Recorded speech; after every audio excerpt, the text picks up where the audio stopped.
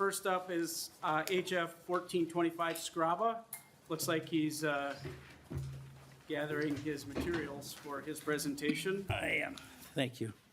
And I would move that 1425 be laid over for possible inclusion in a future bill for Representative Scraba. If you would like to start your presentation, that would be great. Thank you, Mr. Chair.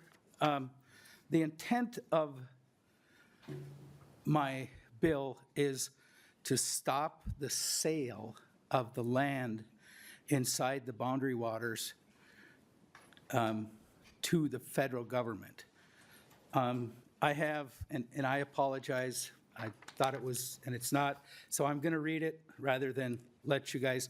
This is from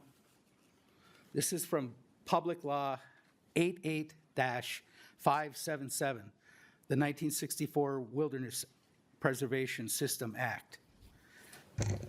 Section 5, state and private lands within wilderness areas. In any case where the state-owned or privately owned land is completely surrounded by national forest lands within areas designated by this act as wilderness, such state or private owners shall be given such rights as may be necessary to assure adequate access to such state-owned or privately owned land by such state or private owner and their successors in interest, or the state-owned land or privately owned land shall be exchanged for federally owned land in the same state of approximately equal value under authorities available to the Secretary of Agriculture's. Transfers restriction. Provided, however, that the United States shall not transfer to a state or private owner any mineral interests unless the state or private owner relinquishes or causes to be relinquished to the United States the mineral interest in the surrounded land. So basically, what Public Law 88577 states is it has to be a trade, not a sale, a trade. And throughout the years here, there's been different entities that want to do hybrids, sales, all of different, and it falls apart. It doesn't work. The law, to me, is real clear, super clear, a trade. It has to be traded. So the purpose of my bill is to make us go back to the federal law and work within the federal law to make this work. There was talk that there was going to be a partial sale, partial not. Our communities that I represent need state forests, not only for logging, but for mining. And the money from, excuse me, the money from our minerals in northern Minnesota, I will use some numbers here for you. Mintac, it's a U.S. Steel property in Virginia, Minnesota, pays about 25 to 30 million per year into the Permanent School Trust Fund. It takes about 9 to 12 months to completely mine 40 acres. There's at least 600 acres of federal land near Mintac that could be that we could trade for. That would send 25 to 30 million per year into the school trust fund. The offer as it stands right now is $30 million for all 80,000 acres. That is not a deal. That is not something the state of Minnesota should do. I think we're better stewards of the land. I think we can do a better job. So my bill is just to say, we're not selling, we're trading. Let's trade, let's find, right now there's about 5,000 acres north of Mintac. And if we could find a small trade, let's start with 5,000 acres and see how that works. That alone pays for what we have. I do have letters, and the logging, the other issues that I do want to talk about. The forest in northern Minnesota, our forest has county, state, federal, everybody. It's a hybrid of everywhere. the goal would be to take that state land in the boundary waters, the school trust land, and trade that with the federal government in an area where we have state with federal just blocked and locked inside of it. Let's just sit down and let's do those and make it so that when we put a logging sale up for sale, we don't have to go through the federal process. We just use the state's process. That just makes sense. And we're not even doing that. We're not even trying. So I tried doing this last time, 2 years ago, and there was no appetite for it. And then now there's a big push to purchase the land now, and I'm like, no, we can't. In good conscience, I cannot support $32 million for 80,000 acres. It's just, it's not fair to the people of Minnesota, and I just think it's time to have this discussion and find out, let's trade the land. The law is real clear, super clear. And with that, I just take some questions, and I appreciate your support on this. All right, thank you, Representative Scrabble. We got a couple of testifiers. We'll start with Aaron Vandeland, Minnesota Office of School Trust Land. Aaron, if you could make your way forward.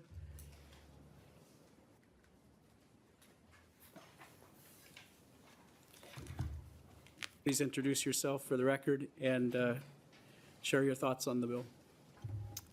Thank you, Chair Heinzman, Lead Fisher, members, Aaron Vandeland, School Trust Lands Director. I'd like to thank you in advance for the opportunity to talk about this bill today and speak in opposition to House File 1425. And Representative Scrabble, I think you're absolutely right. This is an excellent time to have this discussion, so I appreciate the bill. I'm going to start by saying I think this is a very bad time to talk about return on investments from the stock market after the last couple of days. So I wrote this preparing for this, but I just want to first remind the committee of what my role is.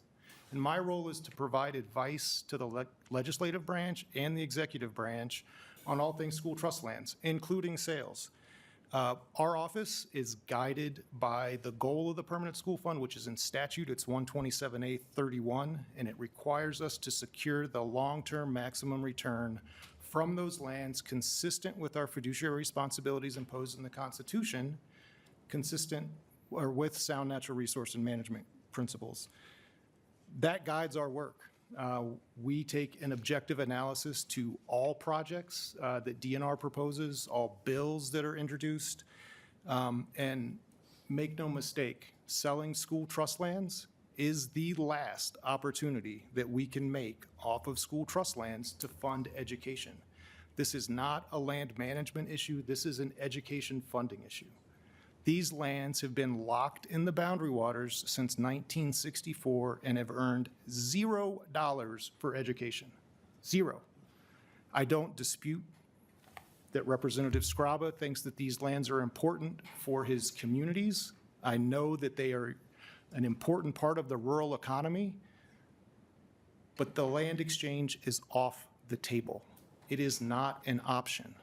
The federal government removed that option when we withdrew our proposal as a state. We did that for a number of reasons. One was a disagreement on the appraised value, and two was comments that were received during the NEPA process that the federal government undertook. Some of those comments required or requested that the trust not expand its ownership inside the 1854 Treaty Authority area. So again, selling lands is our last opportunity to make revenue off of these lands. These lands haven't generated revenue in over 60 years.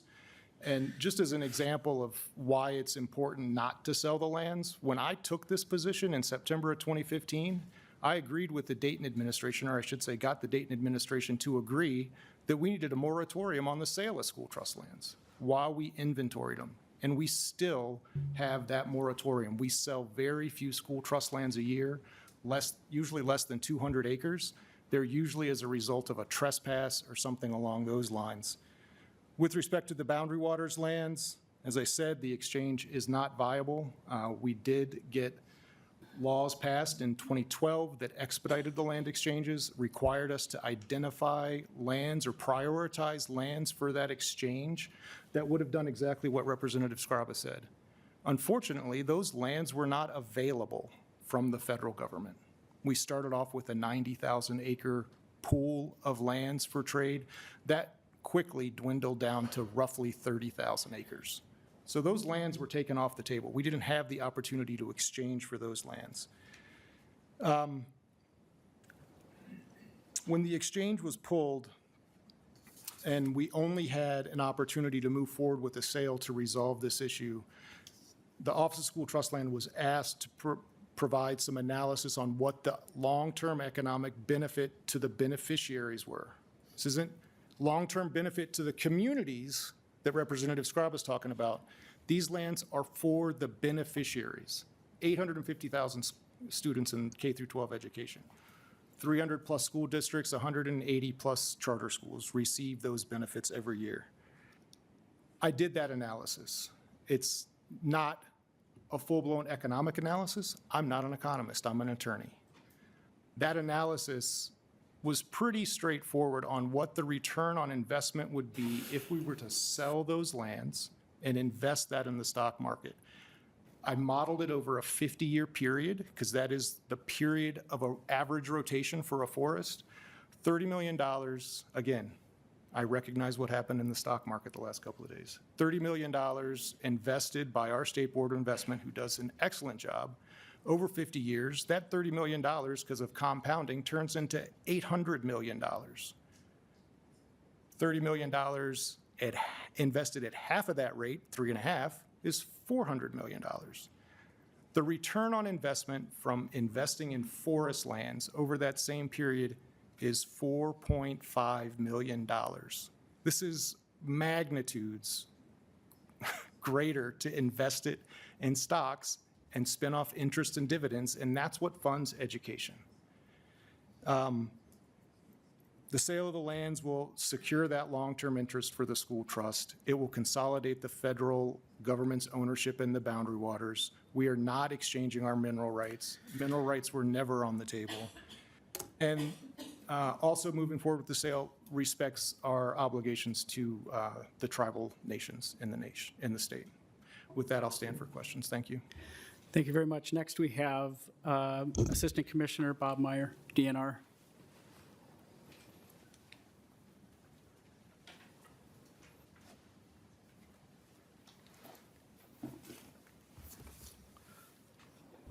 Commissioner. Good afternoon, members. For the record, Bob Meyer, Assistant Commissioner, Department of Natural Resources. And I'm going to keep my testimony rather brief since Director Vandelin covered most of what I was going to say. I do appreciate the role of the Office of School Trust Lands, and I appreciate the support of Representative O'Driscoll and Dietrich and the House and the Senate in creating that role. This is exactly what he is here to do. Advise us, fiduciaries, you are all elected officials and appointed members of Minnesota's executive branch and government are fiduciaries. We hold a fiduciary responsibility to the school trust, and that's what Aaron does. He provides that information to us. I think it's very valuable, and to take a nonpartisan look at those issues. So I appreciate his comments. We do support the testimony of Aaron, and appreciate the fact that he brought up that the mineral rights aren't negotiable right now. That just as the state retains our mineral rights when we sell land, the federal government retains their mineral rights when they sell land as well. So as much as mining of those lands would be great to get to, I don't know how we would negotiate for those assets with the federal government through an appraised value. So understand the desire for the conversation and just appreciate the committee's time. Thank you. Thank you. Next, Aaron, Minnesota Center for Environmental Advocacy.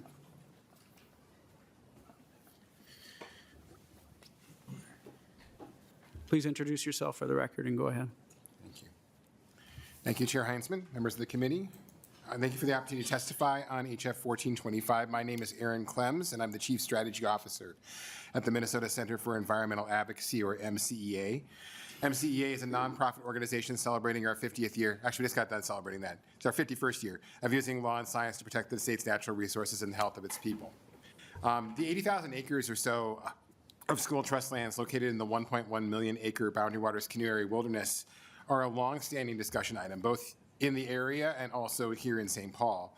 They are the residue of history. This is land that was set aside in 1858 to pay for education, but was withdrawn from sale by a series of federal actions going all the way back to the 1909 designation by President Theodore Roosevelt that established what has become the Superior National Forest. So a bit of historical perspective on these lands. These lands have historically been sold for the purpose of funding schools. There's a reason why there's not much of this school trust land in the southern two-thirds of the state. Since the establishment of Minnesota as a state in 1958, Sections 16 and 36 were reserved for education, and across the southern half of Minnesota, nearly all of this land has been sold. It's been sold for the purpose of funding the construction of schools. Some of that land was reserved and then used for the purpose of putting a school on top of it. And it's true that there's been a lot of different ways that we've managed school trust lands over the years, but certainly selling land is not something that we've never contemplated before. In fact, that's the way that most of the school trust land that was held by the state of Minnesota was disposed of. Secondly, this legislature has made the goal of managing the school trust to secure the greatest long-term investment for the trust. Made the administrator a fiduciary. I won't reread Minnesota Statute 127A31, but it's really clear, right? You've asked Aaron Vandelin, the school trust land administrator, to administer the trust on behalf of the school children of Minnesota to maximize the long-term economic return. So that brings me to HF 1425. Years of experience show that managing school trust acres for resource extraction only, nearly all logging in terms of the actual acreage that's being used, provides a meager return to the trust, basically breaking even. The return from a sale to the federal government is not just a one-time return, as was noted by Mr. Vandelin's testimony, but it is an investment that will compound over time and result in much higher returns than the alternatives. In addition, a sale makes good resource management sense. It consolidates ownership into one government body, which reduces conflicts and creates consistency. Indeed, that's why both the state and federal government have pursued an end to this conflict that goes all the way back to statehood. Over the years, there's been a lot of, asking about what about the kids? What about the kids in these lands? Well, that's my question today. What about the kids? Are these school trust lands in the Boundary Waters an asset for the school trust or a wedge issue?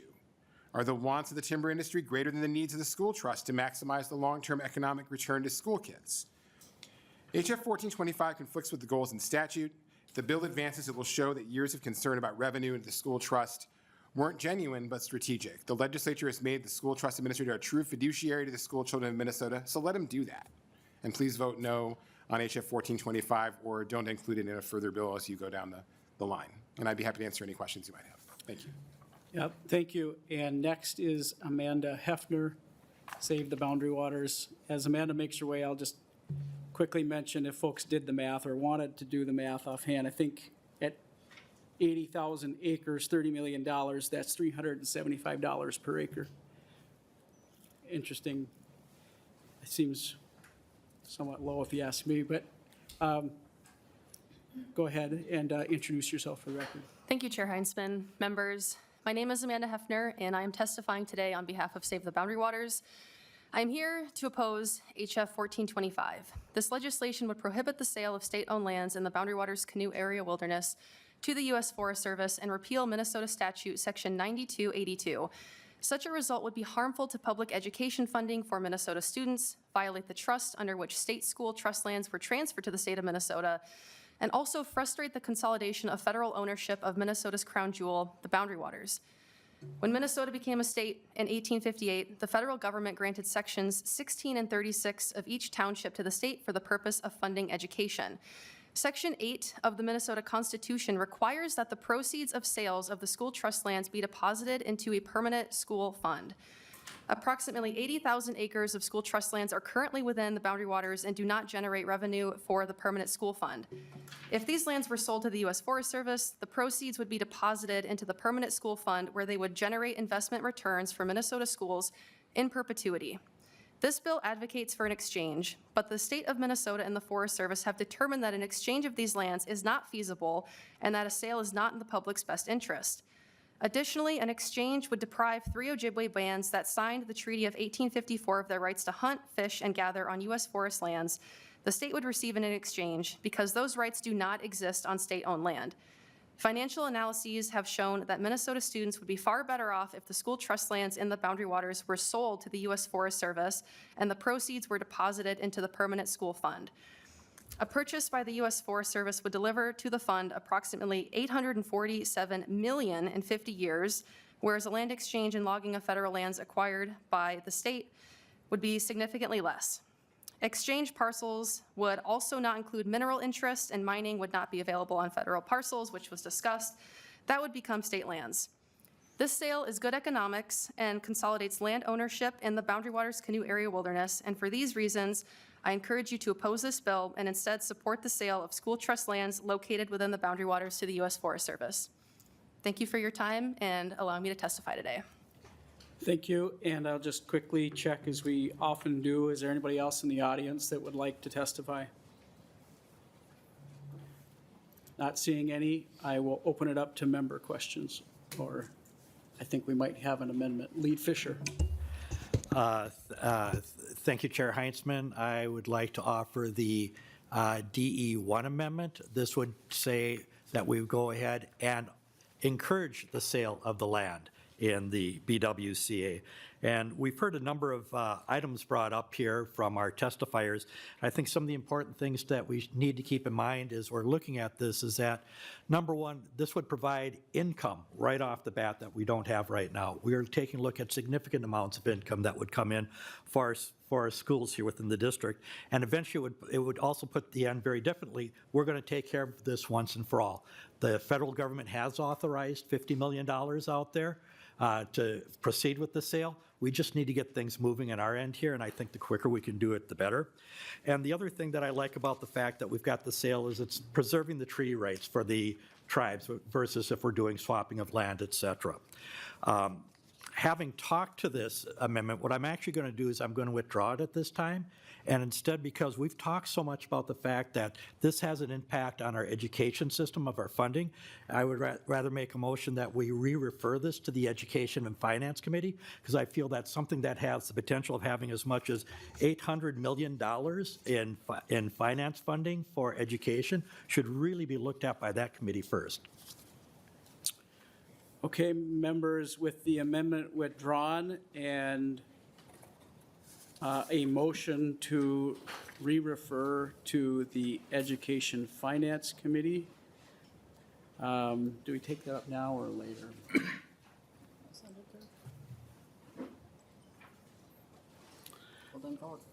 All those in favor of the motion to refer to the Education Finance Committee, please signify by saying aye. Aye. Aye. Those opposed, please signify by saying nay. Nay. Motion does not carry. The bill will not be going to the Education Finance Committee. Representative Scraba. Actually, hang on. Let's have some discussion. I think that'd be a good time now to do that. So, questions, members?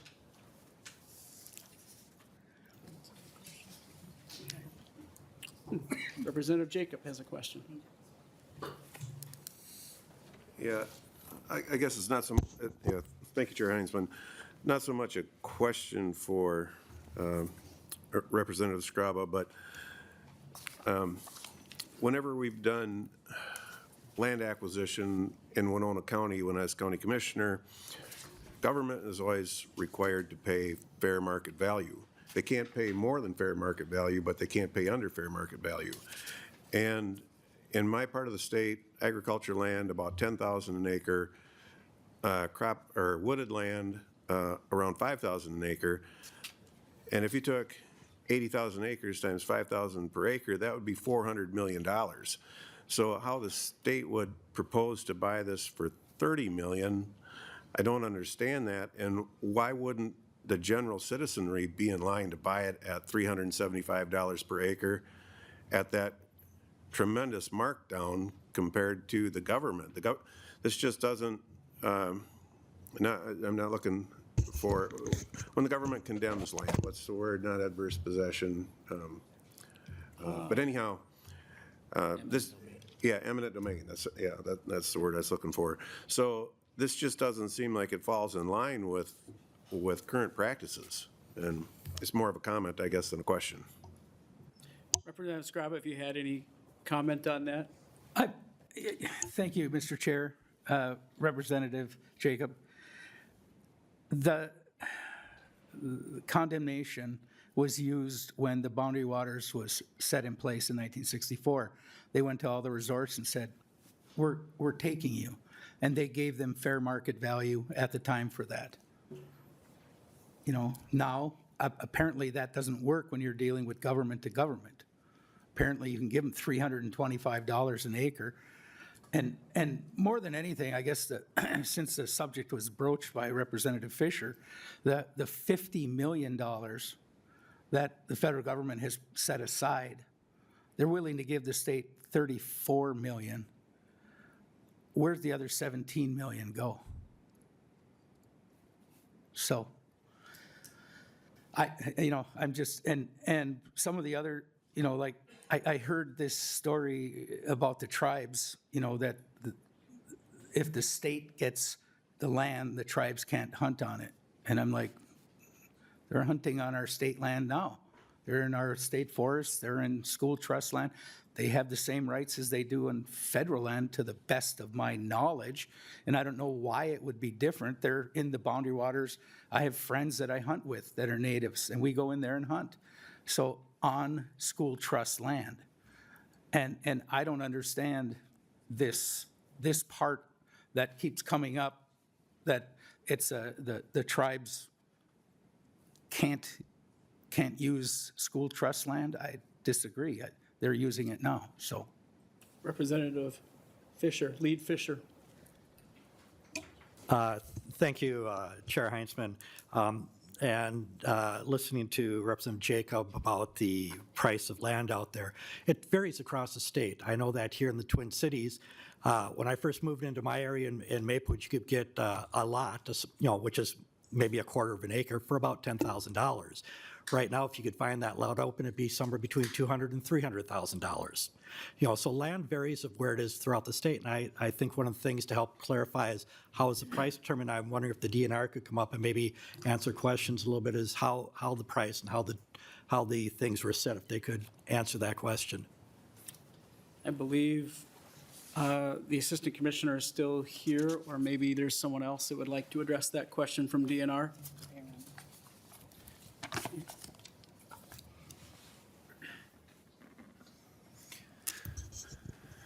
Please introduce yourself for the record, and if you'd like to answer the question. Afternoon, Chair. My name is Joe Henderson.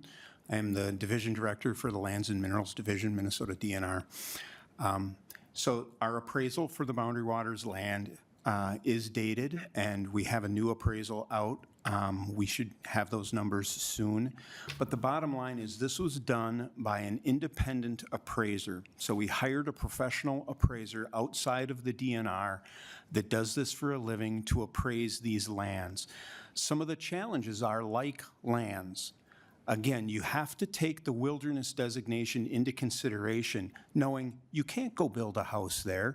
You don't have roads to it. You can't log it. You can't mine it. You can pitch a tent there if you get a permit.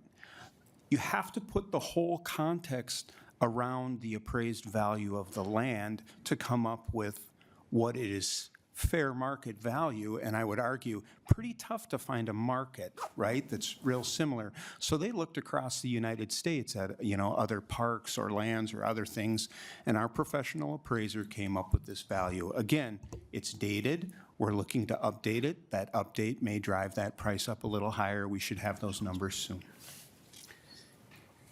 Lead Fisher, otherwise I have other members. Go ahead. No, thank you, Chair Heinzman. I appreciate that.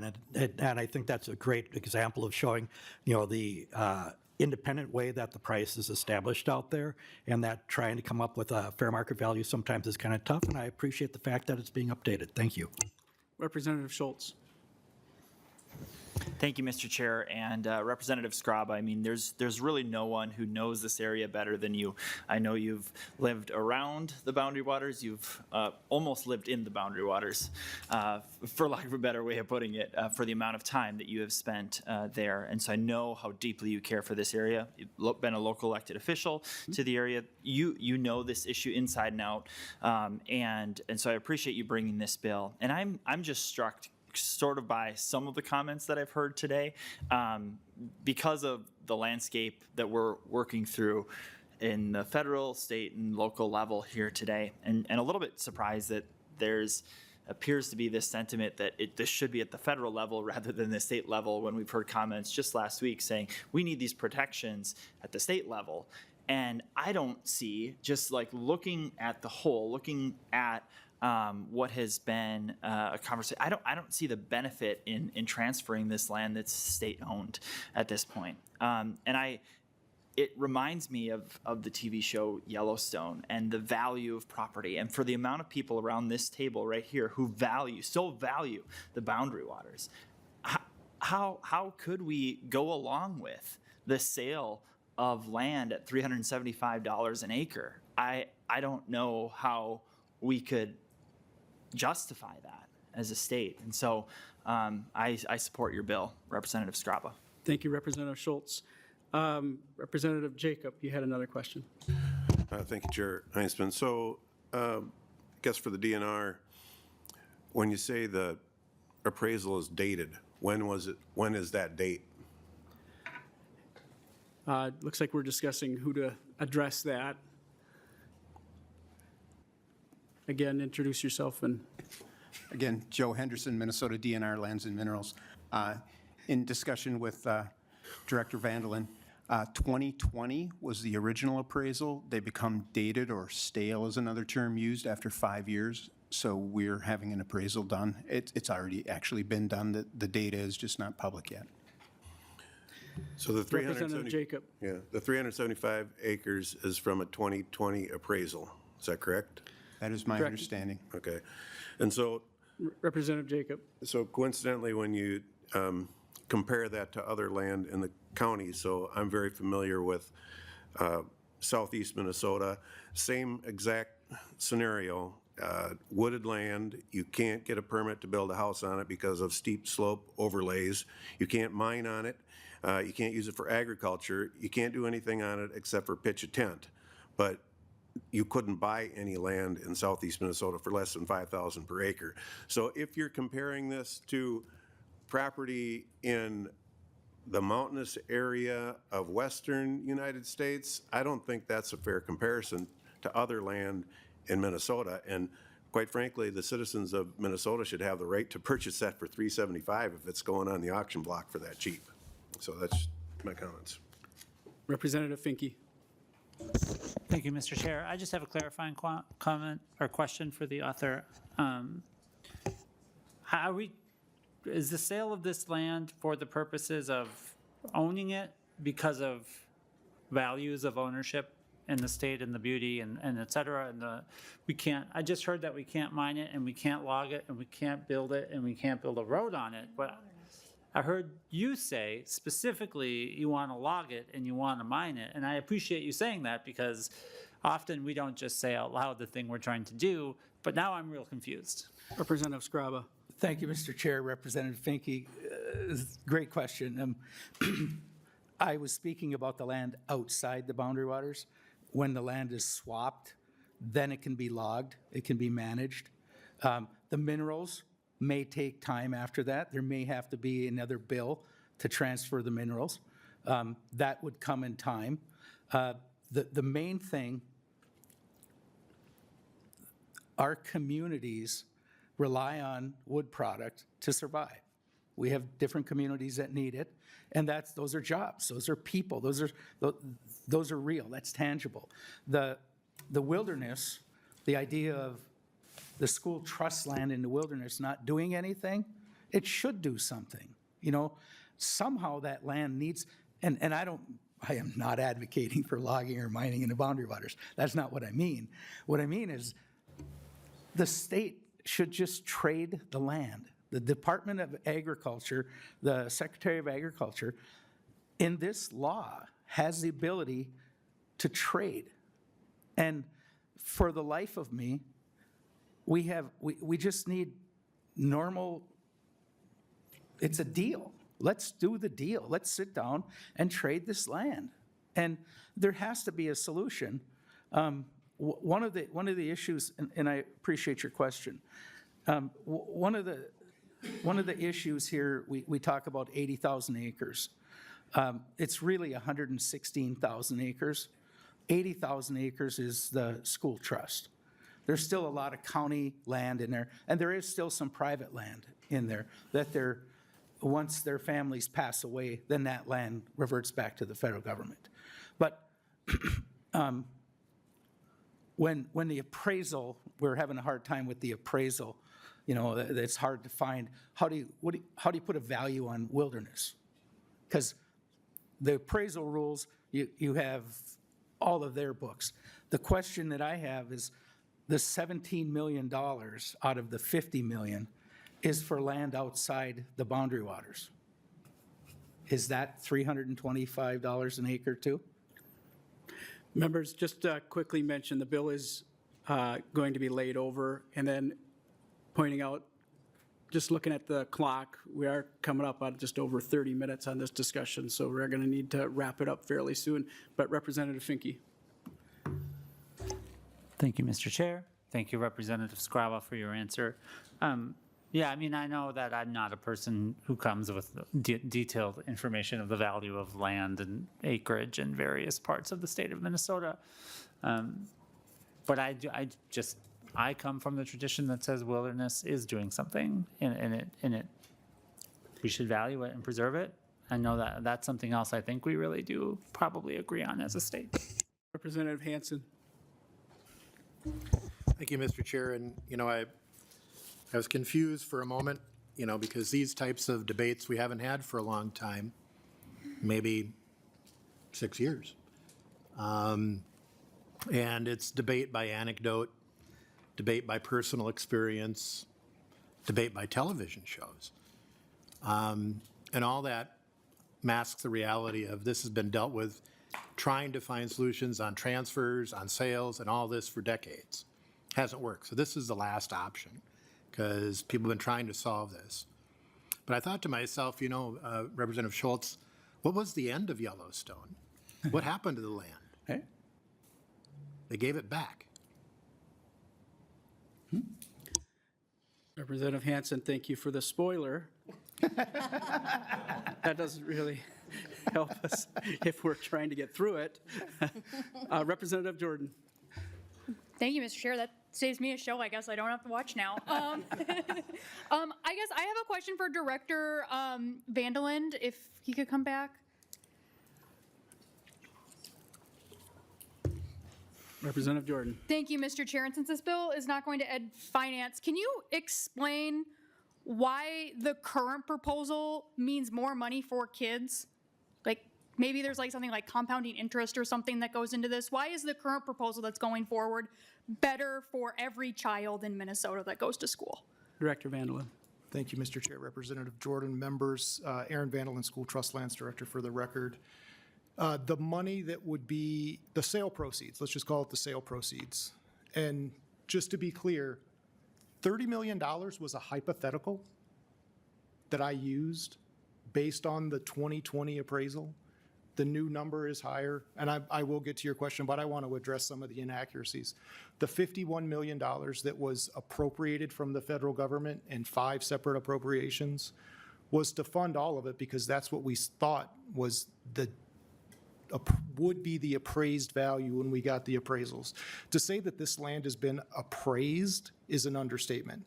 This land was appraised by the University of Minnesota Duluth in 2005. This was appraised for the Ty Blatnick payments in 2008 and 2018. It was appraised again 6 times for this Boundary Waters project. And now we're doing yet another appraisal. We are spending hundreds of thousands of dollars on appraisals. So $30 million was a hypothetical value. 375, yes, does seem low. The appraiser in his report says, I don't know how to value this as wilderness. It's either valuable for wilderness. I'll put it this way.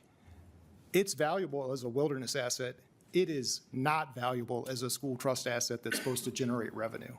Generating revenue, Representative Jordan. $30 million sale proceeds gets invested in stocks and bonds by the State Board of Investment. Over the last 10 years, their return on investment has been 6.91%. They've had one down year in the last 10. That's where I came up, that's what I used for my calculations. So when I say that $30 million turns into $800 million on that over 50-year period, that will continue to, that's how much the value of that investment will grow. And those investments spin off interest and dividends. And that is what is funneled back every year to the school districts. So they will have more money to invest, which spins off more interest and dividends. Representative Scriba, we're going to go to closing comments. I don't, as a legislator, I absolutely respect your job, what you're doing. I can't in good conscience vote to give 80,000 acres of land in an area that we all know is worth way more than $375 an acre. I cannot vote to support that. And that's why this bill is here, to say there's got to be a better way. We all know it's worth more, but just to get rid of it because it's not doing anything, that's not fair either. I don't think that's the right thing to do. And I think where we are right now is if it still needs to be talked about, then great. Hopefully this will spur something so that we can get this, because again, I would love to see it making money, but not $375. I will close with, I hope that this discussion starts the Secretary of Agriculture, the Minnesota DNR, in a talk, and yourself, what to do with this land, because I truly believe all of us working together to solve this. Everyone knows what it is now, and maybe we did before, but now we know, and at least I do, that it needs to be disposed of, but with the law. The law is what I'm going on. So I appreciate your time, and thank you. And I support a yes vote.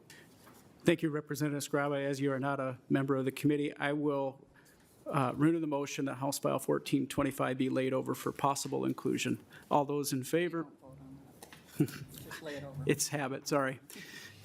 The bill is laid over.